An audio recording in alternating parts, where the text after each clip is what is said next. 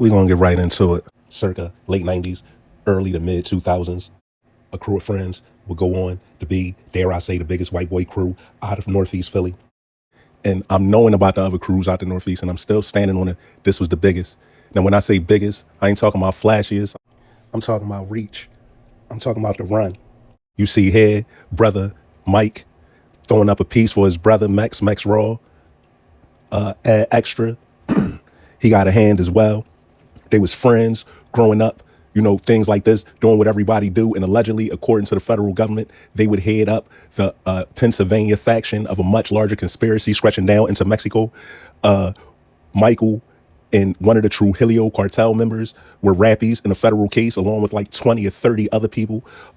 Now, the Uglies would gain notoriety in the media with one of these massive busts where the police found 5 or 6 alligators in a pit in the basement in a safe with like $1.3 million. They found like $1.2 million worth of drugs, allegedly, all types of guns. And then the dominoes would just fall. They would hit the phone store, the old phone store. They would find extra with like 40 in his pocket at the VIP phone store down on Bustleton. They found him with 2 pounds of meth, 4 pistols, 2 yerks, and some lean. So Michael Miv Dobley and Joseph Max Raw Dobley, these is brothers now. The feds would allege that on information from a confidential informant, the Dobley brothers were known to be high-level narcotics traffickers. So under the surveillance, they watched the brothers go from spot A to spot B, spot A to spot B. Then they obtained warrants to search said premises. Feds, state, and local authorities started hitting businesses and properties owned or inhabited or frequented by the Uglies. The raids would come back to back as numerous alleged Ugly Squad fronts would get searched by the feds. One raid at Bustleton and Cotman at the old VIP phone store, police found 40 on an alleged Ugly Squad member, couple guns, some lean, few perks. The raids wouldn't stop there though. In total, the feds and the local cops had hit like 5 or 6 spots. When the dust settled, a few Ugly Squad members was in custody, and one of the Dobley brothers would go on a run.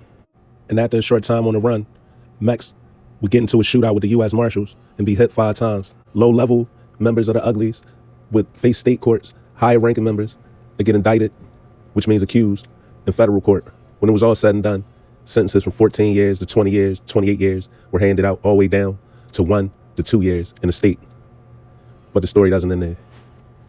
Even though members of the quote-unquote alleged Ugly Squad were convicted because they didn't take deals, they were able to appeal.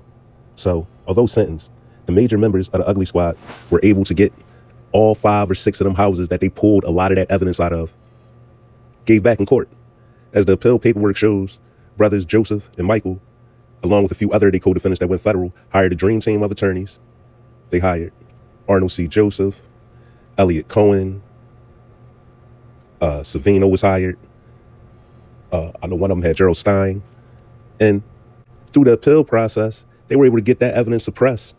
So if there's one thing to come of all this is, youngsters, give yourself a chance. It don't matter how it look in the beginning. Ask to speak to a lawyer or what have you. Don't take a deal and sign away your rights. They might change the law that'll give it back, but if you admitted to it, you're going to do every day of it. Much to the consternation of the attorneys who prosecuted the Uglies, they will receive a precedential verdict in the appeals court. All of that evidence will get thrown out, thus severing them from their cartel-affiliated co-defendants on the federal level. Without the evidence to link the Mexican product in Philadelphia, their federal case fell apart to a degree, left standing with weapons charges and 500, I believe it's an 841A, 500 grams of just cocaine. Yeah, man, it was a good day for the Uglies in court. Miv was released after doing almost 15 years. Extra is still in custody.